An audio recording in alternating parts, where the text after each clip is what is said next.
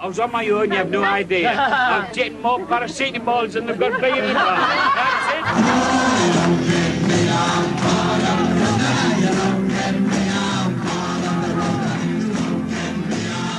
Hello everyone and welcome to another episode of the ROKER Report podcast in association with Sunderland Community Soup Kitchen, and we're joining you tonight for a bit of an impromptu podcast. I think it's just because we're all buzzing still off Sunday's result. We've decided to get our heads together at 10 o'clock at night, actually it's nearly 10:30, to talk about Sunderland, because clearly we don't like sleep. It's Gavia, as you're probably aware. I'm joined by Craig Chapman. Craig, you look as tired as me. What we're doing? We are milking this for everything that it's worth. They don't come along very often these days, so by God, let's have a few days to celebrate it. Yeah, and across the other side of the world, we've got Martin, who is sat in his office for once. Normally, we'll let the listeners in on this. The fourth wall, we're breaking it down here. Martin normally records in his car in the garage, away from his kids and all the noise and stuff. But today, it looks like it's a nice sunny day, Martin, where you are. Well, you're letting the light in be upon the magic there, Gav, aren't you? You're shining the light, you're revealing the secrets, and it's not a car, it's a mobile recording studio. I think it's only fair to make that point. But yes, it's 9:30 in the morning. I've got the house to myself. A meeting was cancelled, so I'm taking the opportunity to talk about Sunderland, which is no bad thing at the moment, is it? No, I mean, everyone listening has probably heard the post-match podcast with the lads after the game on Sunday. They were all a bit merry and pissed and enjoying themselves, but it was also a bit emotional. I think I'm probably past that point now. I'm not really emotional about it, but I mean, what a day, you know what I mean? I sat there wondering about it, like, what would it have been like if we had been there? But then on the other hand, it was still just a brilliant occasion, wasn't it, Craig? I mean, we haven't seen Sunderland win a game at Wembley in our lives. So to just see that, to witness the players celebrating in the manner they did, seeing the togetherness was enough for me. I think it's just it feels cathartic in a way as well. Like we haven't had many of them moments, have we, over the years? No, and I think you are right in that respect. I mean, we know for an absolute certainty that it's never ever going to be the occasion that we've always dreamt it to be. You know, you look back at those moments of McGeady equalising in front of 40,000 fans, and you know, you've got the flutter in the belly thinking you're going to win something. You've got the moments of Barini putting us ahead against Man City, and it's never ever going to compare to that. But what it does is it gives us just a bit of rejuvenation. It gives us a bit of hope, and it's almost like we've hit a hard reset over the past couple of weeks, and it's all of a sudden it's something that we can kind of use to sort of signal the rebirth of the club. And you're right, I mean, it was a bit of a different experience for all of us. I mean, Christ, the last time I was at Wembley, I was pissed as a fart. I downed a full bottle of gin and I ended up crying when Charlton scored the winner. And in comparison to that, I was sat in the sitting room with my 4-year-old little girl. I never touched a drink all day long, but you know, just seeing like the smile on her face and even hearing the words "get in" come out of her mouth when we're lifting the trophy. I mean, that's something that's, you know, bred into all of us, and it's moments like that you'll treasure. And like I said, look, it's never going to be the same, but it's still a massive moment for us. And people can laugh, people can ridicule it, they can call it a Mickey Mouse Cup, and I mean, Christ, I even seen, you know, local journalists making comments that it's a trophy perhaps not worth celebrating, but it means everything to Sunderland fans just to see us win and lift that curse. So we'll take it for what it is. It's not the FA Cup. It's never ever going to be as big as that, but it's a start of something new. How did you spend the day then, Martin? I know you normally make the trip over, don't you? I came over the last time we got to the final against Portsmouth. I had a long weekend in London, which was good fun, apart from the result, obviously. But I probably would have come over this time as well if we'd all been allowed. But since I'm technically a prisoner in Australia at the minute, it's which is ironic given the history of Australia. It wasn't possible. But look, I think, like, unlike you, Gav, I've actually been I've been watching the interviews back over the last 24 hours. I've been remembering lifting the cup. I've been looking at images of us lifting. I'm actually getting more emotional about it because it's funny because you get consumed in the game when you're watching the game, and for a lot of that game you were kind of nervous. I was a little bit frustrated. I'd hoped that we'd go out with a real sort of swashbuckling performance and stuff them 4 or 5-0 and really sort of turn it on. It wasn't like that. You know, it's Sunderland. It's never going to be like that, is it? I think I was just deluding myself. It was, but the fact that, you know, we've managed to lift a cup, and that's the first bit of silverware of any form that we've lifted since we got promoted under Roy Keane, isn't it? Yeah. So you're looking at 15 years ago. We beat Sporting Lisbon for the Albufeira trophy. I was going to say, don't you dare try and discredit that picture of Nair on lifting our European silverware. Yeah. Well, if the local journals are discrediting the Papa John's trophy, I don't know what to do to the Portuguese peri peri chicken trophy. But look, I think the biggest thing is, you know, as Craig touched upon there, it's like it's a reset with the new ownership, and you know you can see with the stuff that's gone on behind the scenes over the past few weeks, and you know a few months since Johnson was appointed and Speakman was appointed. This is a new start. It's not simply the club changing hands to somebody else who's going to run it in the same way. It's a new start, and I think we had to get that trophy. Once we got to the semi-finals, we had to get that trophy, and to signify the start of something new. This is different. Yeah. A change in mentality. This is a club that goes to Wembley and wins things. Not like we've done for the past 48 years. We go to Wembley and we win. And for that mentality change, for the supporters, for the people working at the club, for the players, I think that's massive. And I hope that, you know, we can kick on from here and really use that as such a solid foundation for what we hope Louis Dreyfus will build for Sunderland over the next few years. Yeah, it was great, wasn't it, to see Joyce, the chef, on the pitch with the trophy. Oh, that's right. Do you know what? I think that's there's probably a little bit something deeper in that, you know, and that Johnson's made a big effort to include everybody. Like even the injured players were all there. They even had youth players there. Like I forget the name of the kid who was there, but they had one of the 16-year-olds there. You know, everybody who is part of that squad was involved in the day, and that includes the staff. It includes, you know, people who've maybe not even kicked the ball for us yet. I mean, even Ross Stewart was posing for a photo with the cup, and it was great to see. Benji was dancing. Yeah, I got a bit of stick for that. I just found it funny. he was going absolutely crackers dancing with the trophy, and I was like, it's just funny. I thought that was brilliant. It was brilliant. It touches upon everything that you've said. Like it seemed like every player, you know, and you saw Sanderson and O'Brien chanting in the stands, and like it just had a feeling that everyone was together, and that's such a massive thing for any club. You know, we've all seen on the TV, and there's no need to pick over the bones of Sunderland till I die and all that sort of stuff. But you could see division across that programme. You could see division of departments, you could see division of personnel, see divisions in the playing squad. And yesterday seemed to be the complete opposite of that. The final on Sunday seemed to be the complete opposite of that, where everyone seemed together.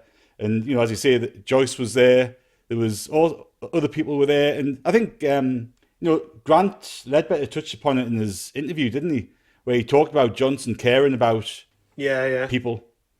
And it's such a massive concept. And I think, you know, I can't remember the lad's name who you mentioned there, Gav, but you know the 16-year-old 6'2" striker from Blythe, who could be a potential star for us. Who knows? But like I think that's something that Christian Speakman spoke about in a podcast before he was appointed at Sunderland in terms of taking care of younger players and giving them exposure to the first team setup. And I think that again, all these little bits we picked up on Sunday kind of speak to what we hope is, you know, being attempted to be established behind the scenes. Yeah.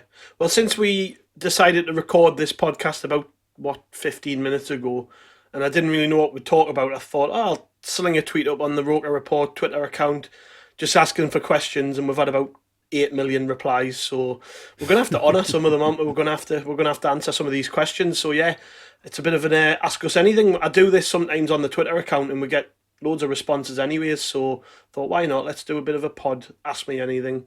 I'm going to start off with a question from Graham Atkinson. Graham says, really impressed with how fluid our formation is under Lee Johnson. We often make a change 2 or 3 times in the game effortlessly. But if everyone is fit, what should be our preferred formation to see out the season? And it's interesting because we haven't really stuck to a way of playing. We did under Parkinson, regardless of who we played the same way. But under Johnson, it's been a little bit because we've like Graham says, the fluidity's there. It's obviously in the way he coaches, but then on top of that, we don't really have many fit players, so we're kind of stuck in how we're meant to do it, aren't we, Martin? But actually, Craig, I'll throw this one to you then. So, what formation would you like to see us go with?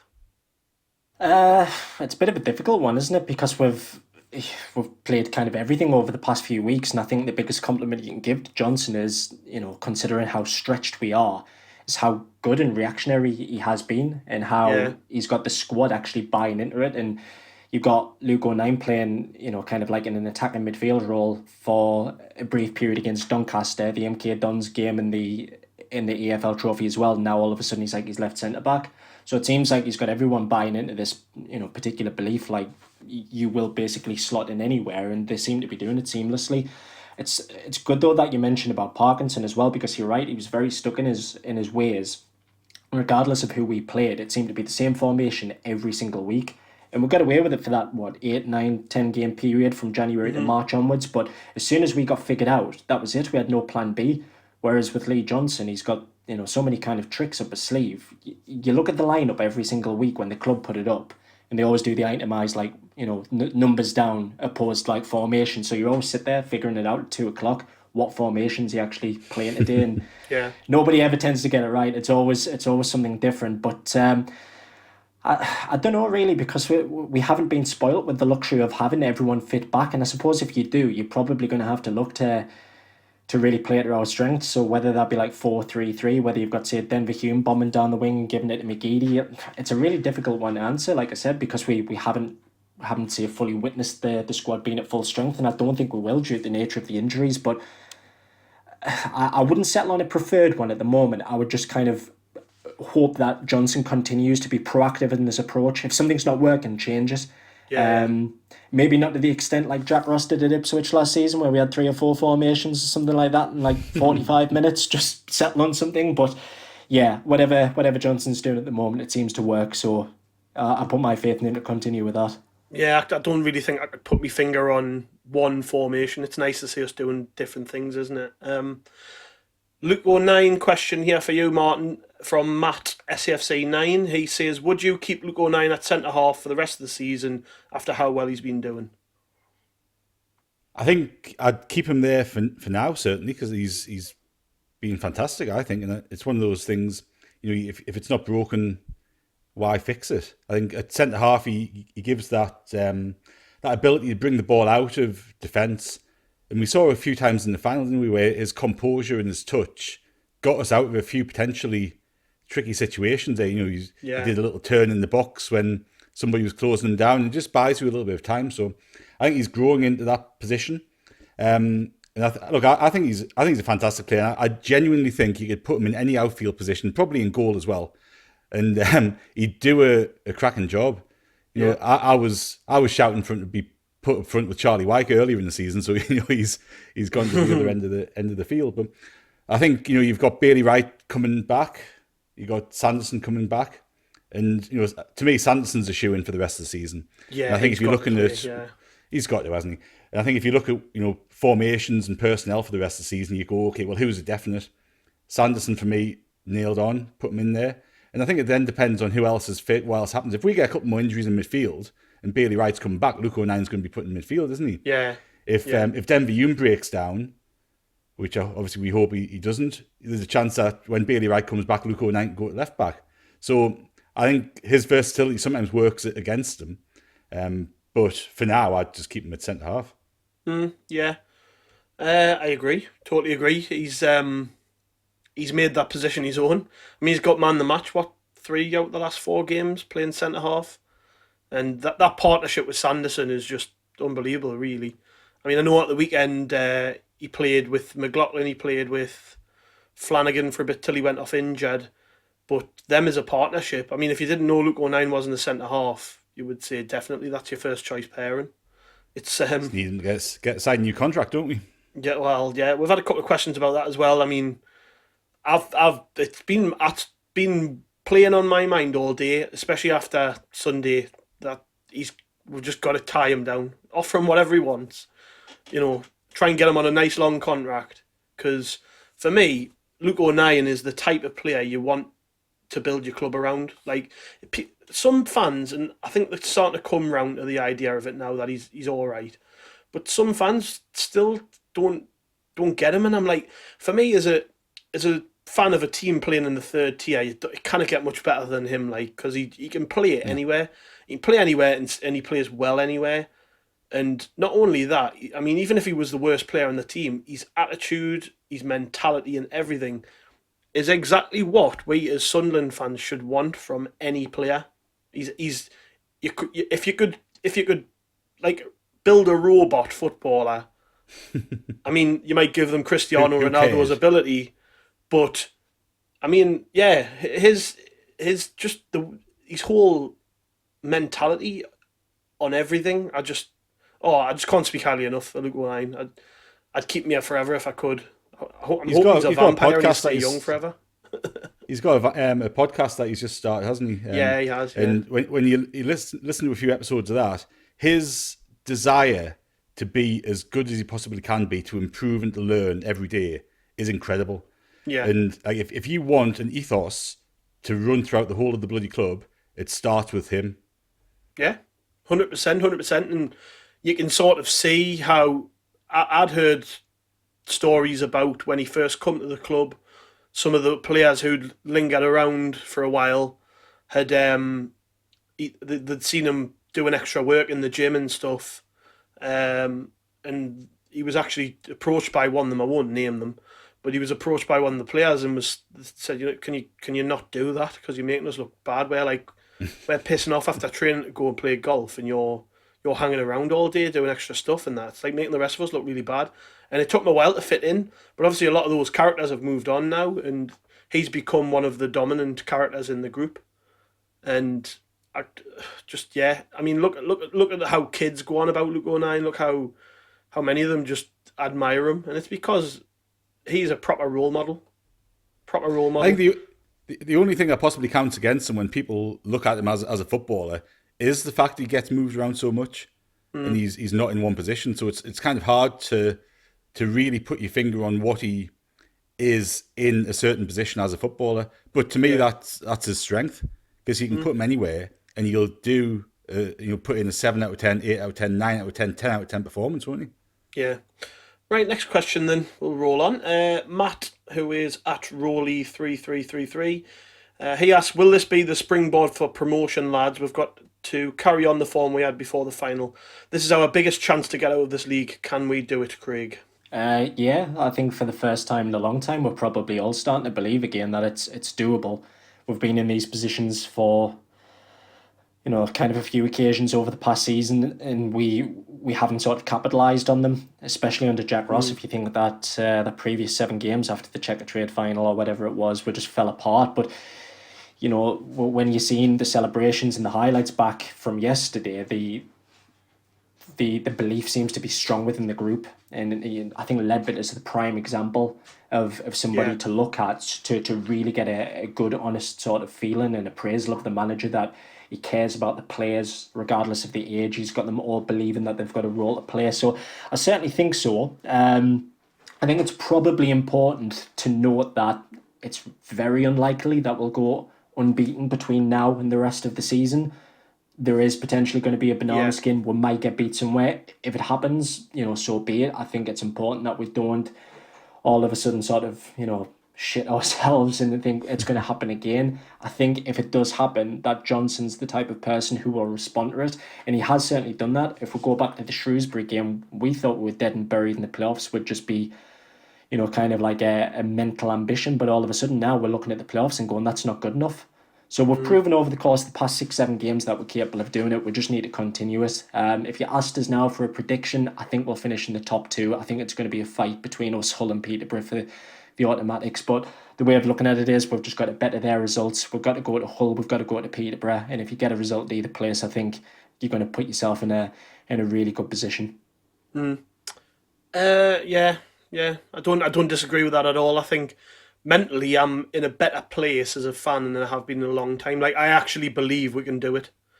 There's been so many false dawns while we've been in League One where we've went on 2 or 3 game runs and we've been, like, that first season under Jack Ross, it was literally in our hands with 6 games to go and we threw it. But even then I didn't feel like we could do it.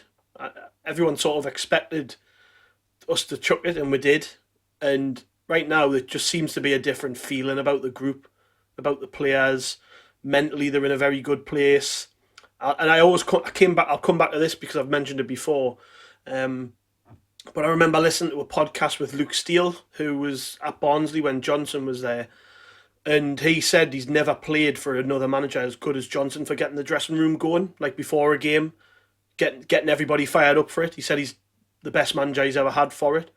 And that sticks in the back of my mind all the time because you've got some big characters in there now who will love that style of management, particularly since the last manager was the complete opposite. You can't imagine Parkinson being like that.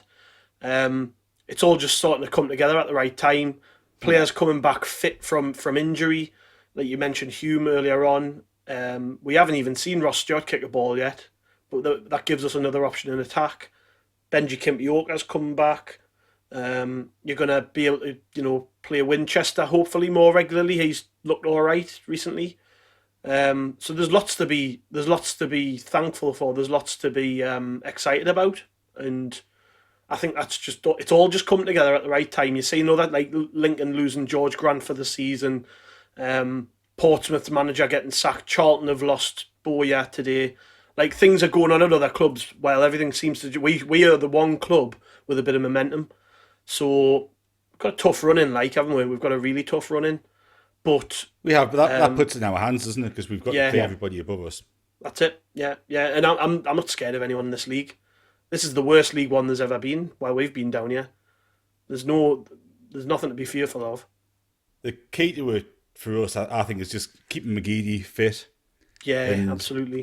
He's played for somebody who's not played football for 12 months. He's played a hell of a lot of football in 3 or 4 months, hasn't he?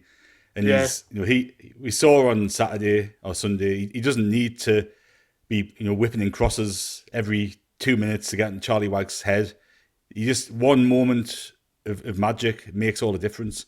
And I think with the players that we've got available, with Gooch, Jordan Jones able to play those wide roles, I'd just like to see us be. I think Johnson will just be a little bit more careful with how he plays McGeady for the rest of the season, because for those games against Hull, Peterborough and Lincoln, we need McGeady at 100%. Gareth Barker asks, what accent does Lyndon Gooch have? I've only asked this one because I can't get my head around it. I've listened to him talk about 20 times in the last day or so. I don't know what he sounds like. He called himself a mongrel. I think that's probably accurate, isn't it? It's like a little bit Irish, a little bit Mackem, a little bit American, then something else thrown in there.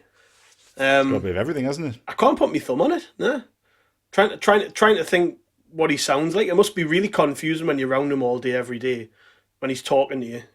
That accent bouncing around. I mean, you must have lived over in Australia a while now, Martin. We can still tell where you're from. I mean, he's been here. Mine hasn't faded too much. No. My sister would spend 2 minutes talking to somebody who's Scottish, and for the next half an hour she'd be talking Scottish. Yeah. Like when we were kids, if she went to Middlesbrough, she'd come back speaking like a borough person.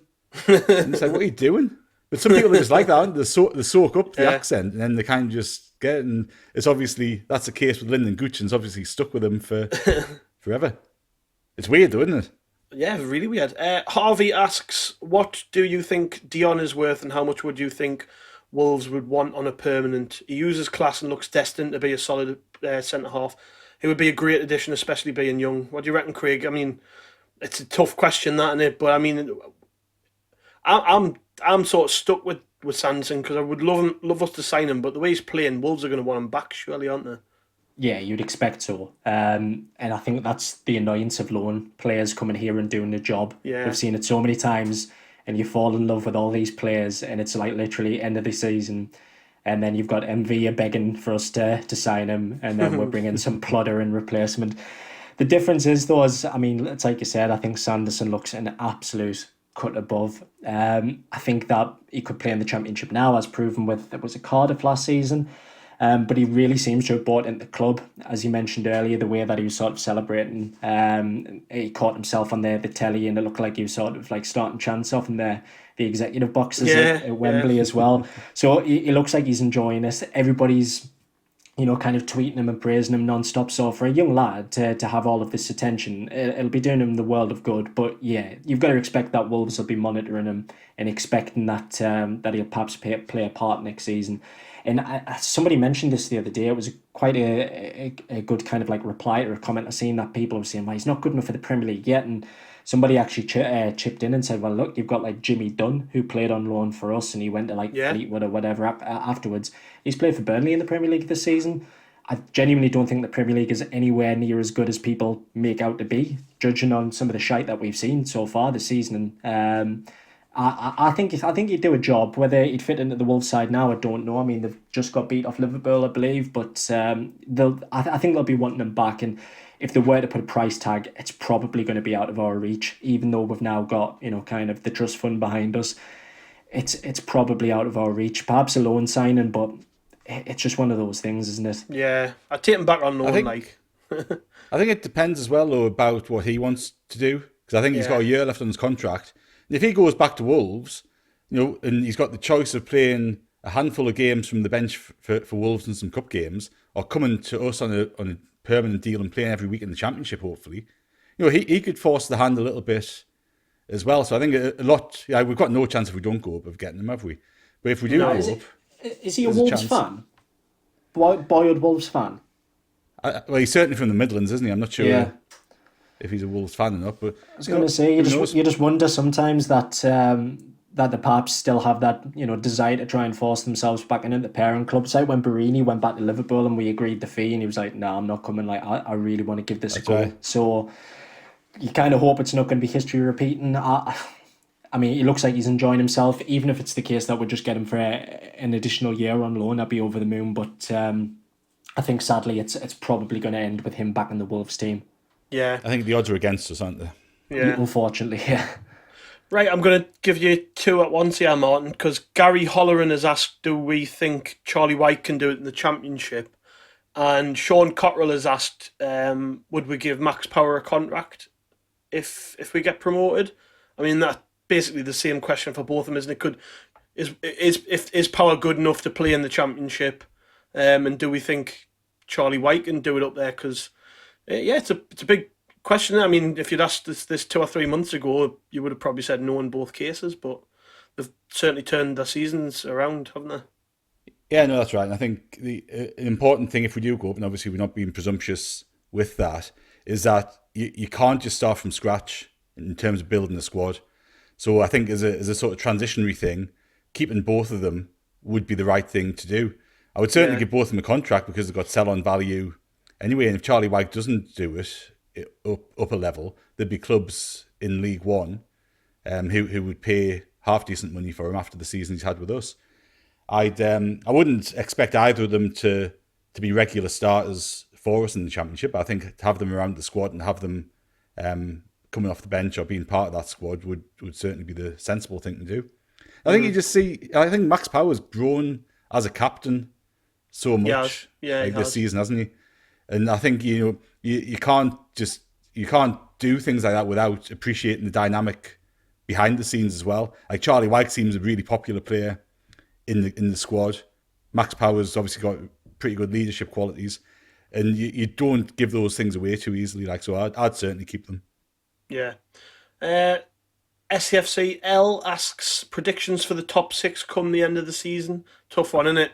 It's it's funny at the minute, League One. Like, if you look at that table now, I mean, I've got it in front of us.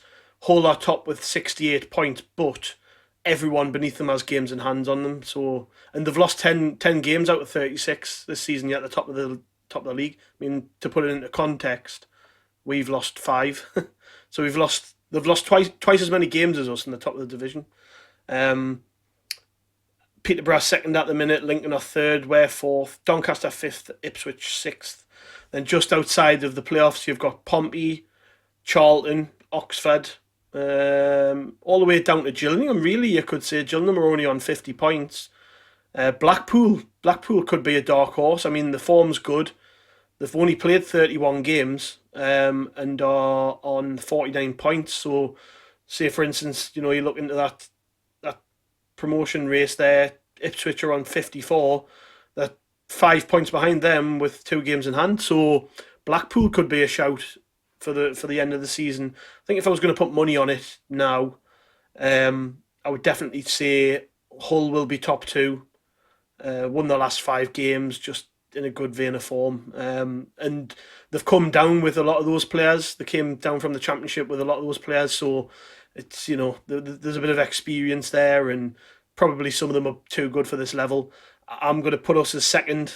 I've got a feeling it's coming this year. Peterborough always fall away. I think they've lost the last 2. So yeah, us in second, Peterborough third. Lincoln, I'm not sure about. Their form's patchy as well. Lincoln have lost their best player. I fancy them to get a playoff spot, but I think it'll be 6th. So I would then put 4th place, Doncaster. I think although Darren Moore has moved on, I think they'll stay in there. And if I was going to put money on it, I'm going to say Pompey for the other spot, because they've just sacked Kenny Jackett. That squad's better than they were showing under him towards the end. I mean, the fact they're even still in the mix really is amazing considering the results they've had. So yeah, I would go Hull, us, Posh, Doncaster, Pompey and Lincoln. Yeah, that would be my top 6. See, I think Ipswich are the side to watch. I think Paul Cook's gone in there, hasn't he? Yeah, he's a good manager too, and he's got experience. He'll turn them around. Yeah, just whether they've left themselves with a bit too much to do, but they're only they're a couple of wins behind us, aren't they, with the same games? Yeah. Do you know this? I totally forgot about Paul Cook going in there. Yeah, he's done it twice with Wigan, hasn't he? So he hasn't. A lot depends on who goes into Portsmouth and who goes into Charlton. Whether Parky emerges in one of those two clubs. It'd be the ghost of Phil Parkinson at Charlton, couldn't it? That's going to be a big appointment for him, because Boya was actually doing a really good job there, wasn't he? So yeah, it's difficult, that when clubs get in that situation as well, it must be a massive blow to their confidence, their mentality and everything, when you've got a popular manager walks out the job for the players to then perform for another person.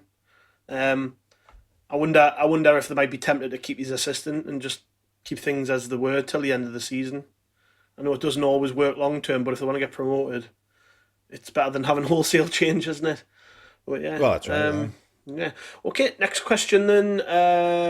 Let's go to Brad, who asks 3 realistic signings you'd like us to make, Craig, if we did get promotion. Put you on the spot. Jordan Jones, number 1. Yeah. Obviously there was an article which was doing the rounds earlier, wasn't there, saying that a few championship teams are starting to sniff, Middlesbrough being one of them. So if there is any truth in that, you would expect them to perhaps have an immediate advantage with him being from that neck of the woods. But no, I think he will be a good signing. I certainly think that he could cut it in the league above. I mean, other than that, you just really don't know what we're going to be looking at and where we're going to be looking at, because we kind of pulled Winchester and Ross Stewart out of thin air, and the talk about kind of like the data and analytical approaches. So you'd expect it to perhaps be maybe an unknown or somebody sort of fairly cheap, perhaps with an eventual resale value. But I think realistically speaking, if I was to be looking at where I would like us to strengthen, is we're probably going to need a better fullback, because the expectancy is that Callum McFadden is not going to get a contract next season. So with Denver Hume and his injury troubles, you're going to want somebody to compete with that spot. And we're probably going to need another goalkeeper as well. I mean, Lee Burge is doing a tremendous job at the moment, but by God, the games that he hasn't featured in the season, we've dropped some stupid points. I mean, you look at Shrewsbury the other week, and not to do him an immediate disservice, but I mean, Remy Matthews is just not the level that we are aspiring to be at. So you probably got to look at someone better than him. But I think we're going to need eventual improvements for pretty much every position. If we are kind of looking to kick on, but for the moment at least, I'd be looking for a full back, a half decent goalkeeper, and maybe like a creative midfielder, because I mean, look, Grant's ticking on a bit now, isn't he? And even though he's doing a pretty good job this season, time's against him, unfortunately. So perhaps somebody in the engine room, as they call it. Yeah. All right, this will be the last question, and before we move on to the looking ahead to Accrington, Joe Gorman asks, is anyone else still slightly pissed? I'm definitely hungover. It's the worst hangover I've had in years. Took it a bit too far. Like, I don't know. You said you didn't have a drink, Craig. Did you? Did you have a drink? No, not one. What time was it when the game started, Martin?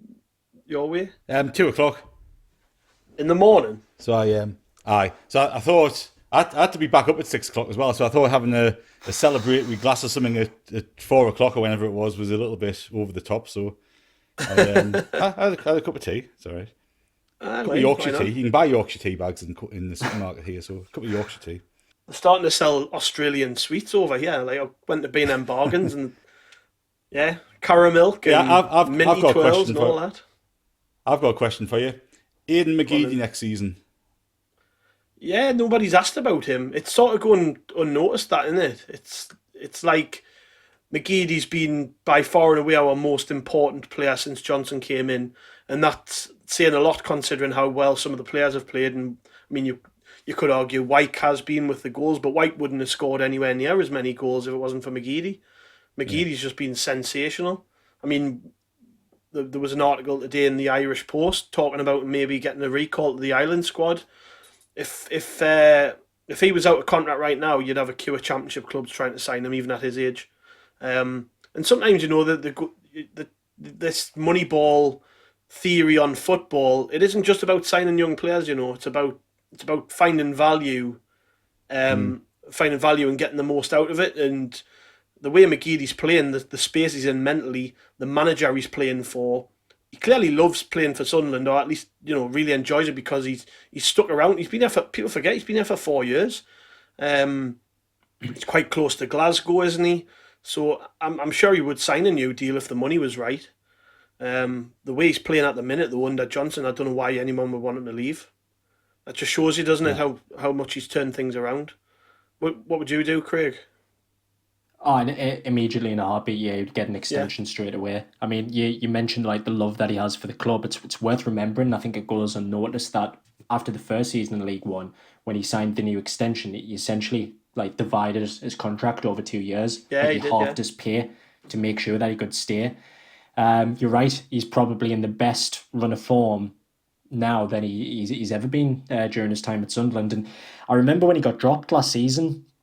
And there was kind of arguments from like either camp saying like it was the right decision, it was the wrong decision, this, that, and the other. But one of those theories was like, oh, he's lost like a yard of pace, and it's like funny, like he just hasn't. Like it's unbelievable. Just still now, like 34-year-old or whatever. Just how quick his feet are. Like no matter who's up against him, whether it's a young lad or whatever, like they're gonna have a torrid time. And I mean, I watched the highlights back earlier. And it's funny, like Lee Hendry at the exact moment where he sends that ball through says, someone just need a bit of quality here. And he takes out, 5 or 6 players in one go. And you just think like that, if that was like Messi or if that was somebody in the Premier League, you wouldn't hear the end of it. But because it's in this pizza cup, it'll probably be forgotten about. But I mean, by God, if you're looking for a moment of brilliance, Aidan McGeady's your man. I think it was Colin Murray on the Quest show said it was De Bruyne-esque, the pass. It was. Yeah. It was perfectly weighted. I mean, it was just everything. Vision was excellent. The position he took up to play the pass. I mean, Gooch points for it and he puts it on a plate for him. Just, you don't find players with that quality at this level, do you? They don't exist. No. I mean, it was that inch perfect that Gooch didn't even need to take a touch. Like, Yeah. and that Wembley pitch, it's a bit of a funny surface. I mean, it's a massive pitch, but the fact that he was able to pick that out with such precision, I mean, in fairness, that's going to go down as one of the big Sunderland goals in history, Yeah. isn't it? Oh yeah, 100%. Yeah. Right. Okay. We'll quickly touch on the Accrington game, which is on Wednesday night. They've give us a day off, haven't they? We never play Wednesday night, which I'm a bit gutted about. I just want us to play every night at the minute. But yeah, the lads travel to Accrington. Andy Holt will be fuming that he can't rip us off and charge us 10 times for one game or whatever he does. But yeah, no Sunderland fans there obviously, but it's another game, and our away form is brilliant. I think we're the best team in terms of away form in the league, aren't we? So it's probably a good time to be playing Accrington as well. I've just been looking at the form; it's not great. They were right up there for a while. I mean, they're not far off. They're only 4 points off the playoffs, but they were right in the mix, weren't they? And the form sort of tailed off in the last couple of weeks, really. Lost to MK Dons at the weekend. Did Will Grigg score? No, he didn't. I've just checked. No, he didn't score. But yeah, lost to MK Dons. Got battered off Bristol Rovers during the week last week. Beat Swindon very narrowly. It was only 2-1. And Swindon are shit. We played them the other week. They were rubbish, weren't they? Lost to Ipswich. Drew with Fleetwood, who are rubbish. Lost to Crewe. Drew with Shrewsbury. So, I mean, since the middle of February, really, they've been very poor. It's a good time to play them, Martin, isn't it? You would think. It is, and these are the games that we just have to, get in, get the 3 points, and get out if we've got the aspirations of automatic promotion, don't we? Yeah. Obviously, it'll be interesting to see the team selection, see who pulls up after the final, and we've got the cup tied players to come back in. What would you do? Jones. What would you do? Who would you bring in for the game? Well, Sanderson comes straight back in, didn't he? I think obviously Flanagan went off injured anyway on Sunday, didn't he? But yeah, Sanderson comes straight back in for me. Winchester, definitely. Yeah, I think. I really like Winchester. I know he gets. I think people still are kind of working out what sort of player he is, but to me, he's a very neat and tidy passer. He always looks as if he's got time on the ball, and he looks forward. And I think that's one quality that we don't always have in our central midfield players, is that ability to kind of always pass forward. So I'd have him in central midfield for the game. And I think like Scowen gets an awful lot of stick as well, but I think when Scowen plays alongside Winchester, he's more suited to that, because Scowen can just do all of the donkey work, and Winchester can get the ball and pass it, and there's not as much onus on Scowen to progress the ball and pass the ball about. So I'd certainly bring Winchester back in.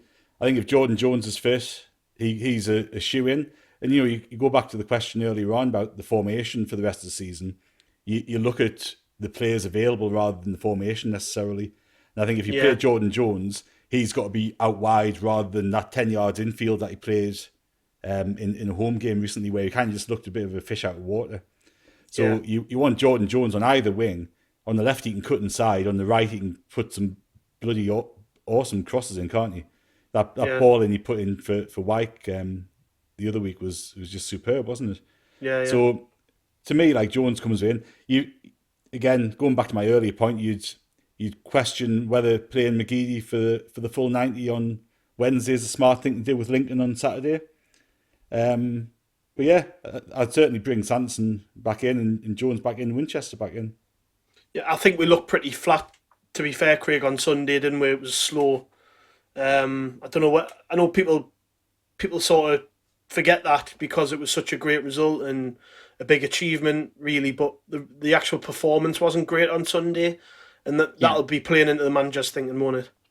I would think so, yeah. And it's funny that you mentioned that. I think like the sort of hysteria of the day, like sort of, kind of just puts that at the back of the mind. I was listening to Top Flight Time Machine earlier, and Andy Dawson said the exact same. Like, Sam Delaney questioned him and said, like, what was the performance like? And he said it was shit, but it didn't really matter. And that would win the game anyway. But I think you're right. I think that there is a lot of tired bodies in there, and a massive tin hat on. But I think I'd probably actually take Aidan McGeady out of the starting 11 for this. I think Jack Diamond, when he came into the side yesterday, has probably done enough to warrant a start, especially in the way that he was able to say, like, get us out of, you know, really dangerous positions. He was carrying the ball forward like 30, 40 yards at a time, and he was buying obviously like cheap free kicks that they were giving away. So I think he's probably done enough to deserve a start. I think obviously we've probably got to keep a watchful eye on the weekend as well. So squad rotation is going to be crucial here. I think everybody in terms of our big hitters will probably make an impression perhaps from the weekend for who starts. But I take McGeady out. Like I said, controversial, I know. Maguire would probably get another go, and that's mainly just because we're short on bodies now. But it'll be interesting to see what condition Ross Stewart's in, because the expectancy is, you know, if he's made the squad, then perhaps he should realistically be fit enough to have some involvement. Benji Kimpioka played for the 23s today, so is that going to be too much for him to have him back in the squad for Wednesday night? But it's interesting you say that, Craig. Actually, like I thought Stewart might have played today in that 23s game. Like, well, why not? So he's obviously been kept back for something, isn't he? I'm not sure. John, it feels like sort of because Wyke's been so successful, Johnson's held off sort of rushing Stewart into the action, but he's got to play at some point, hasn't he? You know what I mean? I was trying to think about it earlier. We're in the middle of March. We haven't seen the lad kick a ball. I mean, under like usual circumstances, but at Sunderland, like I'd say usual with quotation marks here, we would probably be struggling. And you would be sat here going, well, where's Ross Stewart? We've paid all this money for him and he's not played. But obviously everything's been going great and we haven't had to do that. And White got battered a bit on Sunday, didn't he? He had cutting his head, and their defenders were ploughing through the back of him. Like, so whether he's got a bit of a knock or whether he's in need of a rest before Saturday or what. But as you say, like Stewart's absence from the under 23s today suggests he's going to be certainly part of the squad on Wednesday, isn't it? Yeah, I think the same might apply to Dan Neil as well. I think he's perhaps gone quiet over the past couple of weeks. Like his involvement sort of really sort of decreased. But I think he's going to play an important part going forward as well. And you would expect maybe Wednesday night's the type of game that he might excel in. That especially if we're going to be on what you would expect maybe the front foot. We've went down here. We've scored 3 goals on 3 separate occasions. So I think the expectancy is we're going to go into this game as favourites. We have to win this game. And if you want somebody who's young and energetic and going to get at them, then maybe he's the type of person to be involved. So we're going to need to freshen it up to ensure that we keep, obviously, everybody 100% fresh. Because I think, from now to the end of the season, it's Saturday midweek every single week. So a lot of football. We've actually got a week. This is the first week break we get after Lincoln. So we don't play midweek next week. We've got Lincoln Saturday, and then we've got a full week off till we play Bristol Rovers, which I can't remember the last time that happened. No. So I think you're right. They've got to pour everything in these next 2 games, and then finally take a breather after Lincoln, because Lincoln's such a massive game. But we'll preview that next week. So score predictions. Then I'm going to bother you for. Go on, Martin. You're looking dead behind the eyes there when I asked that question. For anybody who's keeping up with the score predictions on the website, I am diabolical predictions, so don't put any money on what I go for. But as Craig said, we've scored 3 in the last few occasions at Accrington. I would expect us to do the same. I think 3-1, get in there. Ross Stewart hat-trick, there you go. Yeah, wow. Ross Stewart hat-trick. Go on, Craig, then what do you reckon? I'll go 2-1. We'll go with the usual suspects. We'll go with Wyke and McGeady if he is to have involvement, which you would expect. I fancy us to win 3-1. We've got to concede a goal at some point. We can't keep all these clean sheets up. It's going to be against someone shite, isn't it? Do you know what it is, actually? We've kept 4 clean sheets on the bounce. I didn't know that until I've just seen. Yeah. That's pretty impressive, actually. I tell you what, like since Burge came back in after that Shrewsbury game, he has been fantastic, hasn't he? Yeah, absolutely. He deserves a lot of credit. A lot of people give him man the match on Sunday, and he would be man the match on Sunday. Yeah. Yeah, so I'm going 3-1. I fancy McGeady, Wyke, and we'll go for Winchester. I fancy a long ranger from somebody. So, yeah. Okay, well, we've took up enough of your time, so thank you very much for listening. I'm just praying this run continues. Another clean sheet would be lovely. Another win would be lovely, most importantly. But, yeah, we will continue to fill your ears and your eyes with lovely content as the week goes on. So, yeah, catch you there.